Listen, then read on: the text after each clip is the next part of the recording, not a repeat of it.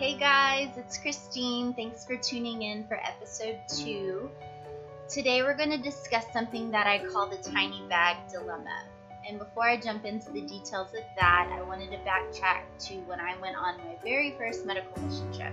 And that was right around the time that I started pharmacy school.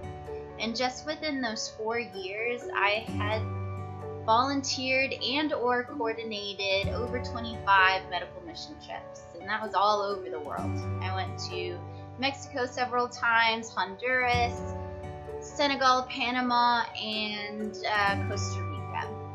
And regardless of the organization or the location, the model of the trip was similar to what I described Be the Changes model to be in episode 1. So if you haven't checked that out yet, go ahead and check that out. Trip after trip, I was absolutely blown away by how thankful our patients were for the services that we were providing, the free medication we were providing. But as I dispensed the medication to these patients, I was a little bit confused at the quantities that we were giving. Yeah, for patients with infections, it makes sense.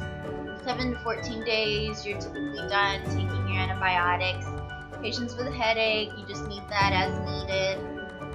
Cold, cough, allergies, okay, all of that makes sense. But then when we're dispensing medications for our chronic disease patients, like people with hypertension, which is high blood pressure, or diabetes, those are medications that our patients have to take every single day. So what happens when they run out? I begin to ask questions like, well, what happens when they run out? Can we give more? Can we just dispense large quantities until we're able to return and then give them more at that point? Are we causing more harm than good?